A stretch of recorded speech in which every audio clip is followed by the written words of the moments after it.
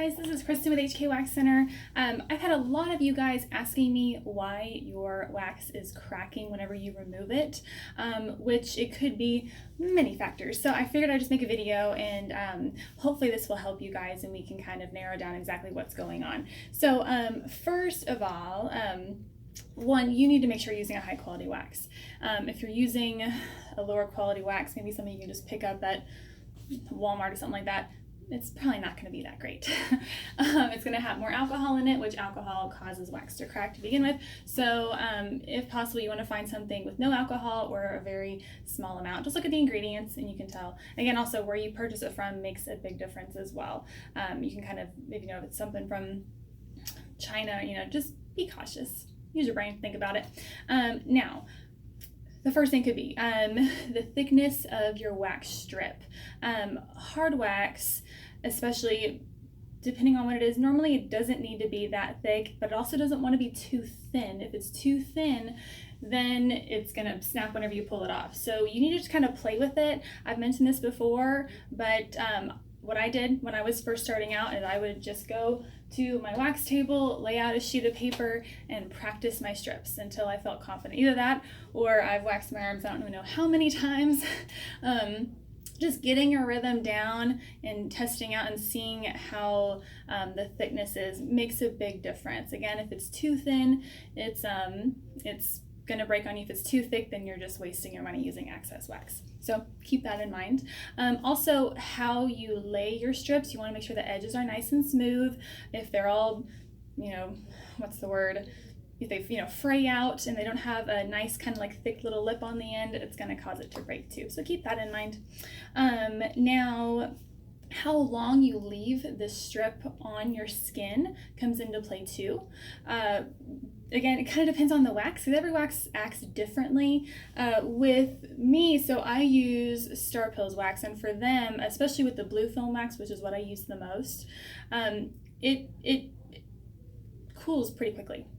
So I can lay a couple strips, like if I'm doing legs, I'll lay like 2 or 3, and then I'll start pulling them off. If I lay like 5, then I know it's gonna take, or it's gonna be too dry, so then it's gonna break. So again, it's kind of just playing it out. Each wax is different and seeing how long you can leave it on there before it becomes too cool. You don't want it to dry too much.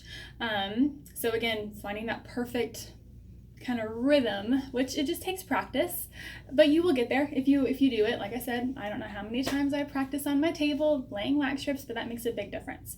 What else? So the temperature of the room.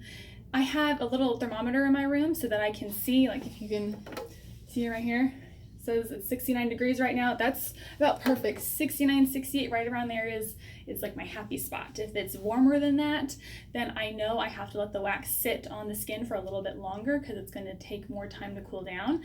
If it's cooler than that, say in Texas it's freezing and it's 60 degrees, something like that, then I'm going to have to remove it faster because it's going to cool faster. So, or if the AC is running, or if there's a draft in the air, all of these things come into play. So it's not just the wax itself, it's not just how you lay it, it's also the environment that you're in. Makes a huge difference. The humidity in the room, if it's more humid, leave it on a little bit longer. If it's really dry, then take it off a little faster. But a lot of this stuff really is just practice.